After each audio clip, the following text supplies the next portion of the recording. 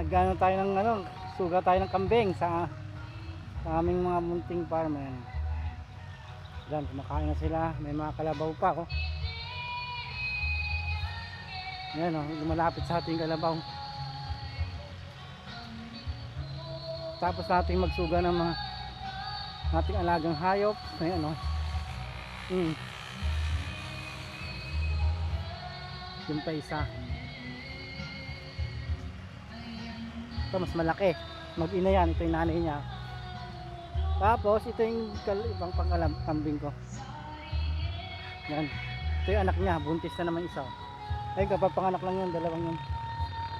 Yung puti na yun. Ito. Ayan. Buntis.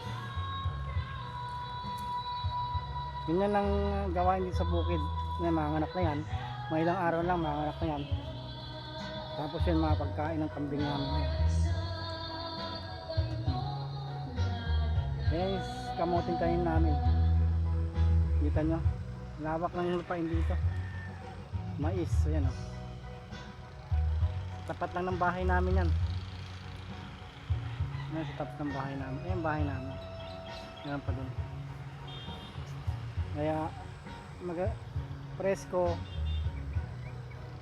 maayos, at makapag-alaga ka pa ng iba't ibang klaseng hayop. Marami rin kayong manukan. Mga native chicken na inaalagaan namin. So ang itlog namin dito libre na. Dati nga po pala akong OFW. Nag-stay for nag-try dito sa bukid para lang naman may konting pagkakitaan. Masaya naman, masaya. Ayos naman. Yung mga kulungan mo. Okay naman yung si Inang nagwawalis, oh. Everyday nagalas 80 years old na yan, pero patuloy pa rin sa 82 years old na yan, pero patuloy pa rin naglilinis. Maraming alaga dito. Yan, nilapit na tayo si Ina. 82 years old, pero malakas pa rin.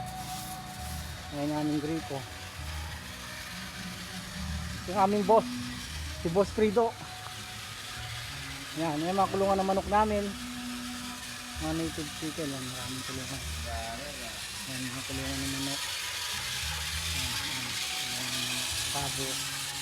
And then halo-halo na yan.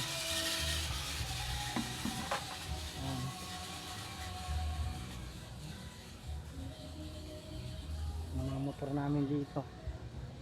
Ba't ibang uri? Isang hipag ko yan, nagbibenta ng mga kakanin. Fishball, kikiam. Marami kayong motor dito. Ito. Ba't ibang klase ng motor? Yung nga pala yung bahay ko. Konting tiyaga na napag-ipunan ko. Yan. Yan yung bahay ko. Yan ang isang OFW. Konting tiyaga. Yan yung gate ko. Yan. Ito yung terrace ko. Ito yung harapan ko. Yan. Ito yung munting misis ko. Yan. Ito yung kalsada. Hindi pa na semento.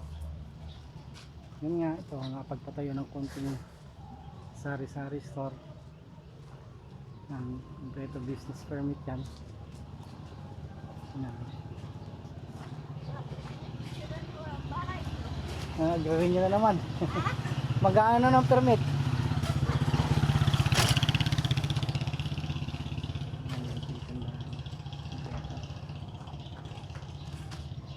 Ano pala yung sa kabila. Nandun pala yung mga baka sa dulo. Nandun pagkikitaan yan. Yung bahay ko. Yung kabuuan ng bahay ko. Kahit paano napatayo. Yan. Yung kami laman tindahan. Kita mo.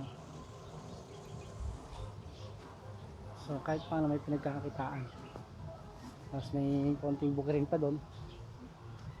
Mahalaman ng misis ko yan. Soft drinks, ayun pa yung mga soft drinks.